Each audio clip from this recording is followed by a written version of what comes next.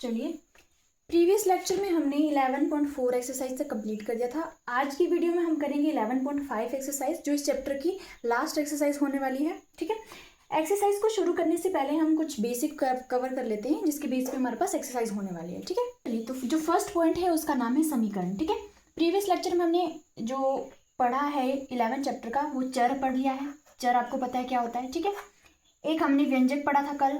ठीक है, आज की वीडियो में हम करने वाले हैं समीकरण। समीकरण क्या होता है?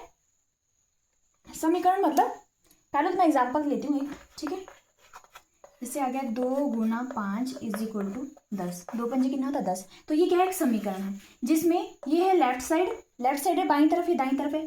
लेफ्ट हैंड साइड बराबर है, ठीक है, बराबर होती है राइट हैंड साइड के। ठीक है, लेफ्ट हैंड साइड बराबर होती है राइट हैंड साइड की, और लेफ्ट हैंड से जो है और राइट हैंड पे जो है उनके बीच में होगा इक्वल टू। ये वाला चिन्ह होता है समीकरण को, ये दर्शाता है। ठीक है, अब समीकरण समझ आ गया क्या होता है। वैसे एग्जांपल इसमें जो हम पढ़ेंगे वो पढ़ेंगे चर वाले समीकरण। चर वाले समीकरण कौन से होंगे? जैसे व्यंजक, ये हमने कल व्यंजक पढ़ा था। ठीक है, ये क्या है? सिर्फ व्यंजक। अगर इसमें बराबर लग के दूसरी तरफ आ गया 10, ठीक है, तो ये क्या होगा? ये बन गया एक समीकरण जिसमें लेफ्ट हैंड साइड बराबर है राइट हैंड साइड के। ठीक है, अब एक इसमें पॉइंट आएगा समीकरण के हल। ठीक है, या समीकरण का हल।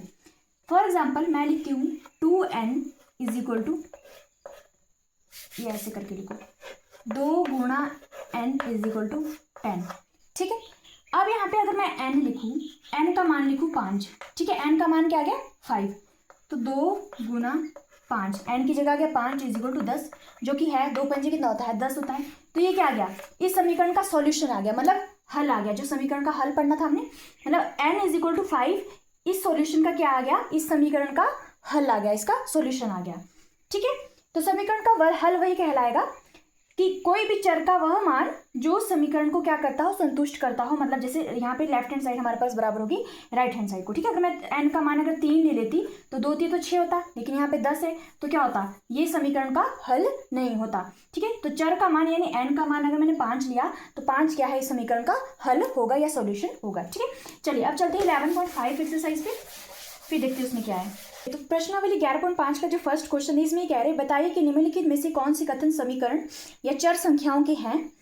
और इसके साथ साथ हमने क्या करना है? समीकरणों के जो चर है वो भी लिखने हैं। ठीक है, तो हमारे पास मैंने यहाँ से ए से के तक लिख दिया है। ठीक है, जितनी आए इसमें, वैसे तो ओ तक है पर समझाने के लिए काफ़ी नहीं। ठीक है, तो ए में देखो, पहले तो समीकरण क्या है? समीकरण जिसमें एक इक्वल का साइन लगा है, लेफ्ट हैंड साइड बराबर है राइट हैंड साइड के। ठीक है, तो ये समीकरण दिख रहा है हमारे को। ठीक है, अब इन्होंने सिर्फ कहा है जो चर वाले समीकरण। हाँ, तो ए हमारे पास चर वाला समीकरण है, क्योंकि इसमें x जो है वो क्या है? एक चर है। ठीक है, चर मतलब वेरिएबल, जो हमने पढ़ा है पिछली प्रीवियस लेक्चर में। ठीक है, बी में आगे t-7 इज ग्रेटर देन 5, क्या एक समीकरण है? नो, ये एक समीकरण नहीं है। तो इसमें t अगर चर भी है तो इसमें राइट लगाने वाला कुछ नहीं है।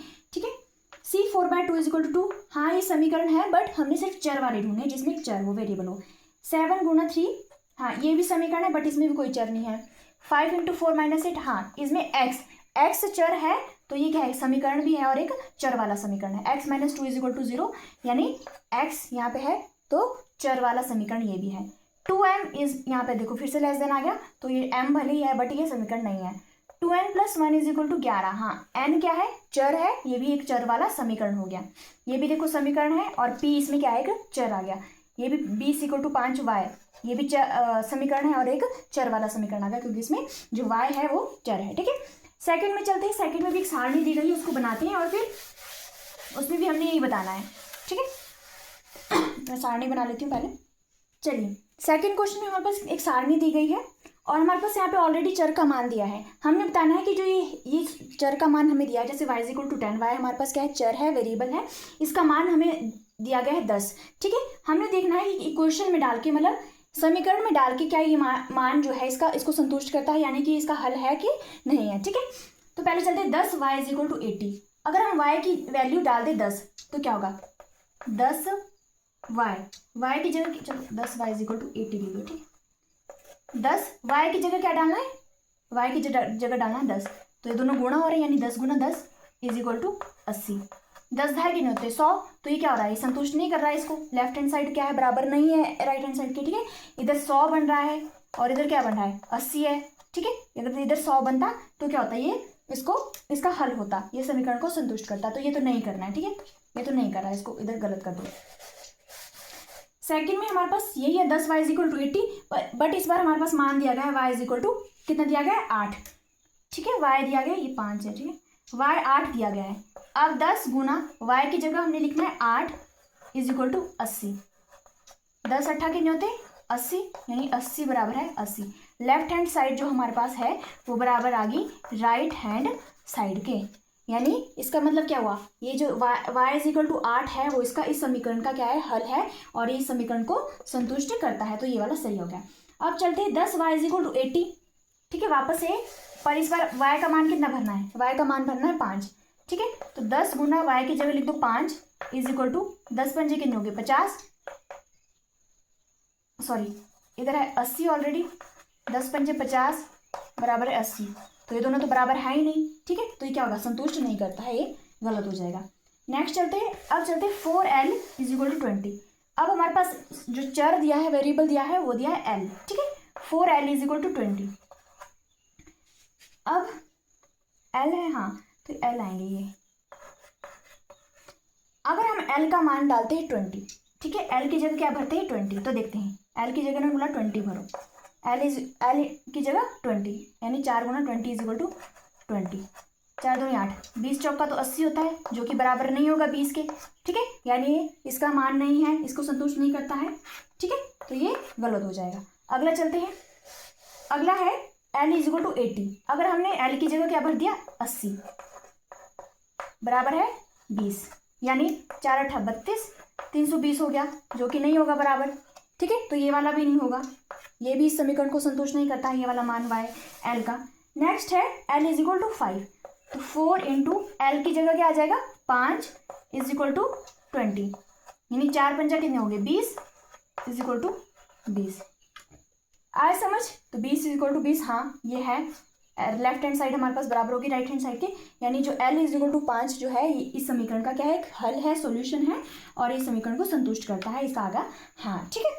चलिए अब चलते हैं नेक्स्ट, एक दो मैं और बना देती हूँ इसमें से, इस सारणी में से, ठीक है। एक हमारे पास g दिया गया है इसमें b plus 5 is equal to 9, और हमारे पास इन्होंने b दिया है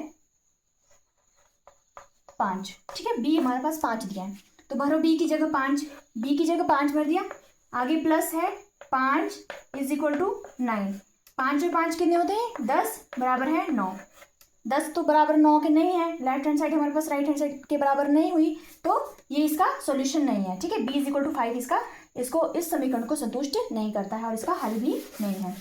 नेक्स्ट चलते हैं, b plus 5 is equal to 9, ठीक है, b इस बार हमारे पास दिया है 4, क्या दिया है b 4 दिया है, समीकरण यही है हमारे पास, तो b की जगह भर दिया 4 प्लस 5 इज इक्वल टू 9, 4 और 5 कितने होते हैं 9 होते हैं, इज इक्वल टू 9, यानी लेफ्ट हैंड साइड जो है वो बराबर आ गई राइट हैंड साइड के, यानी इसका मतलब क्या हुआ, इसका मतलब हुआ जो b इज इक्वल टू 4 है वो इसका सॉल्यूशन है, इसका हल है, और इस समीकरण को क्या करता है संतुष्ट करता है, ठीक है। इसमें हमारे पास q तक पार्ट दिए गए हैं, तो ये आपके लिए एक्सरसाइज है, पूरी सारणी कंप्लीट करनी है, ठीक है, फिर आपकी ज़्यादा प्रैक्टिस हो जाएगी, बाकी यही होगा, ठीक है। अगर लेफ्ट हैंड साइड हमारे पास बराबर हो जाती है राइट हैंड साइड की, तो वो इसका सॉल्यूशन होगा, अदरवाइज नहीं होगा।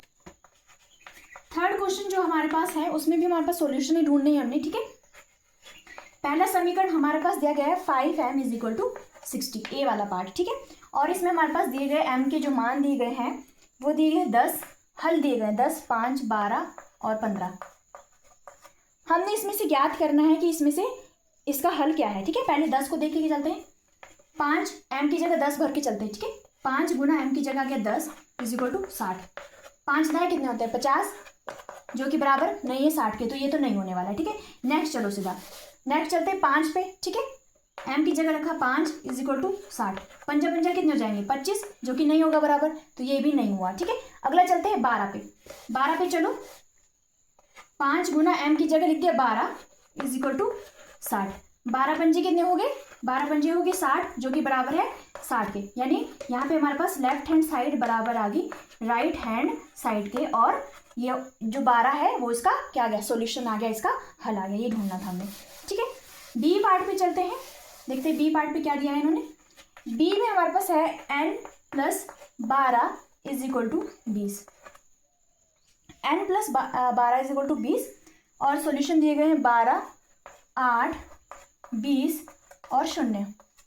हाँ चलिए पहले हम 12 पुट करते हैं n की जगह, n की जगह हमने मान लिया 12, तो 12 लिख दो n की जगह, 12 प्लस 12 इज इक्वल टू 20। 12 और 12 कितने हो गए 24, जो कि बराबर नहीं है 20 के, ठीक है। 24 बराबर नहीं होगा 20 के, तो ये तो नहीं हुआ, ठीक है। 12 नेक्स्ट चलते हैं 8, ठीक है। अगला है 8, n की जगह मान लिया 8 प्लस 12 इज इक्वल टू 20। 12 और 8 कितने हो जाएंगे, 12 और 8 हो जाएंगे 20 इज इक्वल टू 20। हमारे पास लेफ्ट हैंड साइड बराबर होगी राइट हैंड साइड के, तो ये जो 8 है ये इसका हल है, ये इसका सॉल्यूशन हो जाएगा इस समीकरण का, ठीक है। अगला चलते हैं सी पे। सी पे क्या दिया है इन्होंने, p minus 5 is equal to 5, p minus 5 is equal to 5, that means अच्छा सॉल्यूशन भी दिए है 0, 10, 5 माइनस 5, हाँ 0, 10, 5 माइनस 5, ठीक है। पहले तो 0 पुट करते हैं, 0 से शुरू करते हैं। p की जगह मैंने 0 डाल दिया, p की जगह अगर 0 डाल दिया, माइनस 5 इज इक्वल टू 5, यानी 0 तो लिखो चाहे ना लिखो, 0 में से माइनस 5 ले, माइनस 5 ही आ जाएगा इधर, माइनस 5, माइनस 5 बराबर नहीं है, ये प्लस वाला 5 है माइनस 5 है, दोनों बराबर नहीं होंगे, ठीक है। तो 0 तो इसका सॉल्यूशन नहीं आया, 0 इसका हल नहीं आया। अब अगर हम p की जगह डाल देते हैं 10, p की जगह वैल्यू पुट कर दी 10 की, माइनस 5 इज इक्वल टू 5, ठीक है, इज इक्वल टू 5, 10 में से 5 गया 5, जो कि बराबर है 5 की, ठीक है। तो ये आ गया 10 जो है वो इसका सॉल्यूशन आ जाएगा, ठीक है। इसके बाद डी ई एफ पार्ट है वो आपके लिए क्या है, एक्सरसाइज है, ठीक है। सेम ऐसे ही होना है, बस हमने वैल्यू पुट करनी है और देखना है कि किसमें लेफ्ट हैंड साइड जो है बराबर आ रही है राइट हैंड साइड के, ठीक है। अब फोर्थ क्वेश्चन पे चलते हैं, फोर्थ क्वेश्चन में क्या बोलता है देखते हैं। चलिए हमारे पास इस फोर्थ क्वेश्चन में एक सारणी दी गई है और एक समीकरण दिया गया है m plus 10 is equal to 16। अब ये बोल रहे हैं इसमें m का मान ज्ञात करना है हमने, ठीक है, m का मान ज्ञात करना है और एक सारणी ऐसे बना के दी गई है कि m और m प्लस 10, ठीक है। अगर हमारे पास m1 है तो आंसर क्या आएगा 2 और 10 तक दिया है, अच्छा 3, मैं 5 तक करूँगी, बाकी आगे आप लोग करोगे, ठीक है, और 5, ठीक है। 10 तक हमने ज्ञात करना है इसका मान।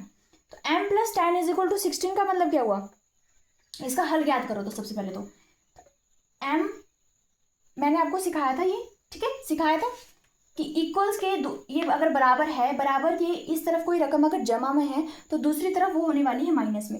अगर इस तरफ कोई रकम माइनस में है तो अगर हम बराबर की दूसरी तरफ भेजेंगे तो वो बन जाएगी जमा में। अगर इस तरफ कोई जो रकम है गुणा हो रही है तो दूसरी तरफ जाएगी वो भाग में, भाग होगी तो हो जाएगी गुणा में, ठीक है। अब हमने m का मान ज्ञात करना है यहाँ पे, तो m को रखो सिर्फ यहीं पे, ठीक है, m को यहाँ रखो, बाकी को सबको परे भेज दो। इधर ऑलरेडी क्या है 16 है जो प्लस 10 है, ठीक है, m के बाद क्या बचा प्लस 10, ऊपर जाके बन गया माइनस 10, प्लस का है दूसरी तरफ जाके माइनस का बन जाएगा, ठीक है, सिखाया था ये ऑलरेडी। तो m का मान आ गया 16 में से 10 गया, m का मान आ गया 6, ठीक है, m का मान आ गया m इज इक्वल टू 6, जो इसका हल है, ठीक है। अब हमने क्या करना है, सारणी दी गई इसको पूरा करना है। m अगर हमारे पास 1 है, अगर m 1 है तो m प्लस 10 कितना हो जाएगा, भरो इसको, m प्लस 10 हो जाएगा, m की जगह 1 भर दो प्लस 10, यह आ जाएगा 10 प्लस 1 कितना हो जाता है, यह आ जाएगा 11, ठीक है। वैसे अगर हमारे पास m क्या है 2 है, m की जगह भर दो 2, अगर 2 भर दिया तो 10 और 2 कितने हो जाएंगे 12, m की जगह भर दो 3, अब 3 भर दो तो 10 और 3 कितने हो जाएंगे 13, m की जगह अगर 4 भर दिया तो 10 और 4 कितने हो जाएंगे 14, 5 भर दिया तो 10 और 5 कितने हो जाएंगे 15। वैसे क्या क्या करना है 10 तक, ये 10 तक पूरी सारणी भरनी है, ठीक है। अब जो बी पार्ट है इसका वो भी सेम ऐसा ही है, बी पार्ट में सारणी तुम लोग खुद भरोगे, मैं सॉल्यूशन बता देती हूँ, ठीक है। इसका जो सॉल्यूशन है वो क्या निकलेगा, बी पार्ट में हमारे पास दिया है 5t is equal to 35, 5t is equal to 35। अब 5t इज इक्वल टू 35, मतलब पहले तो सॉल्यूशन इन्होंने बोला हल भी ज्ञात करना, तो हल क्या आ जाएगा। अब देखो इधर क्या है 5 ना माइनस में है ना जमा में है, किस में है ये, इसका मतलब क्या होता है 5 गुणा t, कुछ नहीं है बीच में, मतलब ये गुणा हो रहे हैं, गुणा हो रहे हैं तो दूसरी तरफ जाके क्या हो जाएगा भाग हो जाएगा। हमने t का मान ज्ञात करना है तो t को इधर रखो इज इक्वल टू 35, इधर ही और रहेगा ऑलरेडी, 5 जाएगा इधर से, 5 इधर गुणा में तो परे तरफ जाके बटे में यानी भाग में चला जाएगा, हाँ काटो पीटो इसको, 5 कम 5, 5 7 कितने हो गए 35 आ गया, यानी टी का मान हमारे पास क्या आ गया, टी का मान जो है वो आ गया 7। वैसे इसकी जैसे पिछले क्वेश्चन में हमने क्या किया, इसके ए पार्ट में जैसे सारणी दी गई, इसमें भी सारणी दी गई है और मान भरना है और फिर देखना है कि इसका मान कितना निकलता है। ठीक है, सारणी को पूरा करना है। चलिए अब चलते हैं 5th क्वेश्चन पे।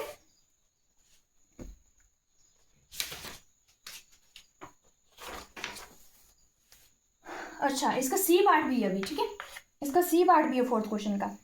इसमें हमारे पास दिया गया है z/3 = 4। पहले तो समीकरण का क्या करना है, समीकरण का हल ज्ञात करना है। अब देखो इधर क्या है, इधर ये वाली रकम है भाग में है, परे जाके किस में हो जाएगी, गुणा में। हमने सिर्फ z का मान निकालना, तो z इधर रहेगा = परे ऑलरेडी 4 है, यहाँ से सिर्फ 3 उठेगा, 3 यहाँ पे गुणा में सॉरी भाग में है, परे जाके गुणा में हो जाएगा। तो z = 4 थी, कितना होता है 12, यानी z जो = 12 क्या आ जाएगा, इसका सॉल्यूशन आ जाएगा। ठीक है, जो सारणी है वो आप लोग क्या करेंगे, सारणी खुद बनानी, इसकी सारणी खुद पुट करनी है मान जो है, जैसे ए वाले पार्ट में कराया। ठीक है, डी वाले में चलो, डी वाले में क्या है m-7 = 3, m-7 = 3। ठीक है, अब इसमें देखो, इसमें क्या है, ये वाली रकम है और माइनस में है m के साथ, यही परे जाएगी। ठीक है, m = 3, ये माइनस में परे जाके हो जाएगी प्लस में 7, m आ जाएगा 7 और 3 कितने होते 10, m = 10 आंसर आ जाएगा। सारणी क्या है करनी है, कंप्लीट करनी है। इसमें 5 6 7 8 करके मान दिए गए हैं, m का मान इसमें 5 6 7 8 करके भरना और बताना है सॉल्यूशन क्या है। ठीक है, अब चलते हैं इस एक्सरसाइज के लास्ट क्वेश्चन पे और इस चैप्टर के लास्ट क्वेश्चन पे। ठीक है, 5th क्वेश्चन पे चलिए। इसमें हमने पहेलियां दी गई है 4 टाइप की। ठीक है, फर्स्ट में है, पहले तो मैं पहेली पढ़ती हूँ बुक में से। ठीक है, फिर उसको करेंगे, इसको क्या है। एक वर्ग के अनुदिश जाइए। ठीक है, एक वर्ग है। ठीक है, वर्ग का मान को पता है, जिसकी 4 भुजाएं होती है, मतलब 4 भुजाएं बराबर होती है और 4 कॉर्नर होंगे इसके। इन्होंने कहा है किनारे। ठीक है, प्रत्येक कोने को, यानी कोना मतलब 4 कोने होंगे इसमें। ठीक है, 4 कोने यानी हर एक कोने को 3 बार गिनकर। ठीक है, हर एक कोने को 3 बार गिनेंगे हम, 4 कोने हैं, हर एक को 3 बार गिनेंगे तो कितने आ जाएंगे, 4 3 12, तो यही हो गए।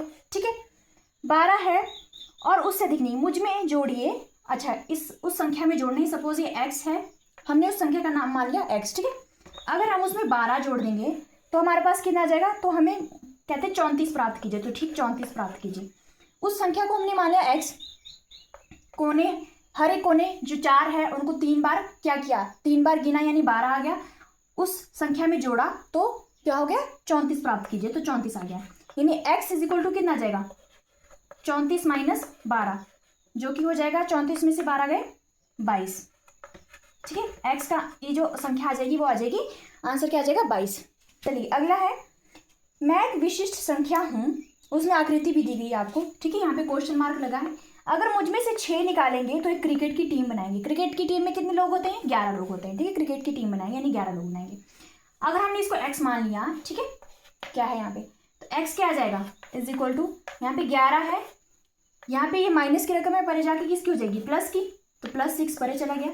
ठीक है, तो x कितना आ जाएगा, 6 + 7 यानी 17, 11 6 ये आ गया 17, क्या आ गया, आंसर आ गया। ठीक है, लास्ट है, बताइए मैं कौन हूँ, मैं एक सुंदर संकेत दे रही हूँ, आप मुझे वापस पाएंगे यदि मुझे 22 में से निकालेंगे। ठीक है, मान लो हमने उस संख्या को मान लिया x, अगर हमने उस संख्या को 22 में से निकालेंगे, ठीक है, 22 - x, इस संख्या को हमने 22 में से निकाल दिया, तो ये बोल रहा है कि मुझे फिर से प्राप्त कर देंगे। अगर मुझे 22 में से निकालेंगे तो मुझे फिर से प्राप्त कर देंगे, यानी x आ गया। ठीक है, अब ये आ गया 22 - x को दूसरी तरफ ले जाओ, ऑलरेडी यहाँ पे x है, -x आ जाएगा यानी +x हो जाएगा, दूसरी तरफ जाके माइनस का इधर हो जाएगा प्लस में।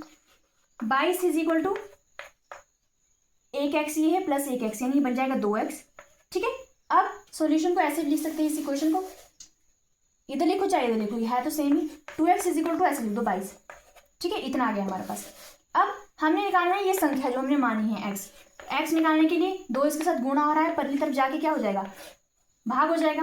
ठीक है, 2 × 2 11 2 कितने होते 22, तो x = 11 क्या आ जाएगा, आंसर आ जाएगा। ठीक है, तो इसी के साथ हमारे पास 11 चैप्टर जो है वो फिनिश हो जाता है। इसके बाद हमारे पास हम चलेंगे 12th चैप्टर की तरफ, और फिलहाल तो 11.5 चैप्टर पूरा हो गया है, इसकी पूरी प्लेलिस्ट डल चुकी है। So thank you for watching this video till the end. Now have a nice day, thank you.